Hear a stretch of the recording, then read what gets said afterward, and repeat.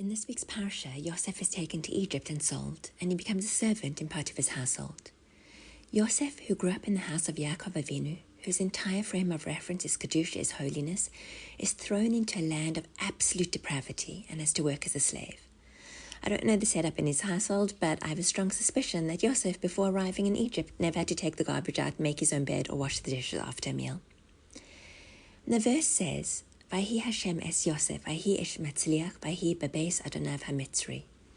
Hashem was with Yosef, and he became a successful man, and he remained in the house of his Egyptian master. The Gemara says that when we find the word Vahi in Tanakh, it's an ominous word indicating that things are not good, impending grief. So if we think of the Purim Megillah, and it came to pass Vahi in the days of Achashverosh, that led to grief because we had the whole situation with Haman. In Megillah Ruth, it says, and it came to pass Vahi in the days when the judges ruled, and that introduces a period when there was famine.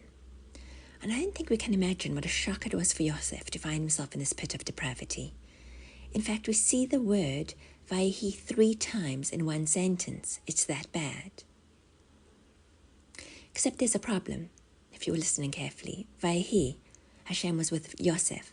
Vahi, he was successful. It doesn't seem so bad to me. Hashem was with Yosef. He was successful. What more could anyone want? So was it terrible or was it not? In the foreword to Dr. Richard Carlson's book, You Can Be Happy No Matter What, it says, many people mistakenly believe that circumstances make a person. They don't. Instead, they reveal him or her. Our circumstances don't define us. They represent our unique curriculum, our tests, challenges, and opportunities for personal growth, acceptance, and detachment. Our success as a human being does not lie in our collection of possessions or accomplishments. It does not lie in the details of our predicament, but in how we deal with what we have and how we face our challenges, how we transform our unique curriculum into growth and into a life filled with love. Yosef made a decision as to how he was going to live his life, and the truth is that it's a decision that anyone can make. Granted, it's not easy, but it's a choice that we have. Chani Weinrot, who died from cancer a number of years ago, used to give the following advice: the need to distinguish between necessary and unnecessary suffering. She explained that cancer, for example, was essential suffering. That was a reality with which she had to cope.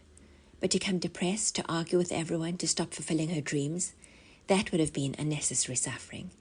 That kind of suffering was a matter of choice.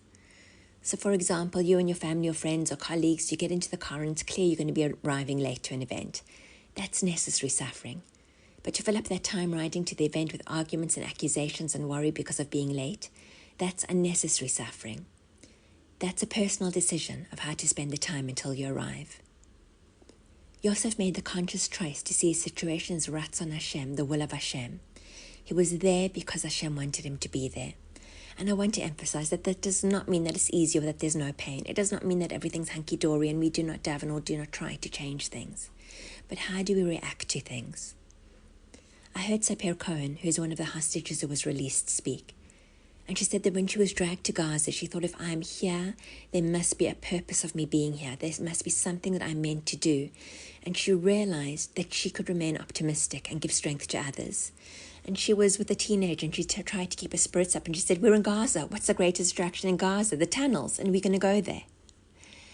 The more we can see that everything that happens to us is Ratzon Hashem, then the easier it will be to differentiate between necessary suffering and unnecessary suffering. You know, I'm going through something now. Baruch Hashem, it's not health related and nothing compared to what's going on in the world right now. But it's people related, and that's always tricky. And I can see, though, that when I take that step back and say, this is Ratzon Hashem, it's so much easier. Will these people be accountable for their actions? Yes. But so am I.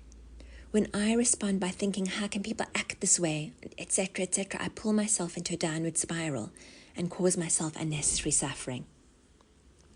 So let me end off by thanking you all, because recording this Devar Torah reminded me of this and pulled me out of my unnecessary suffering. But as just Hashem, we should all be able to use the challenges in our lives to grow and connect. Good Shabbos.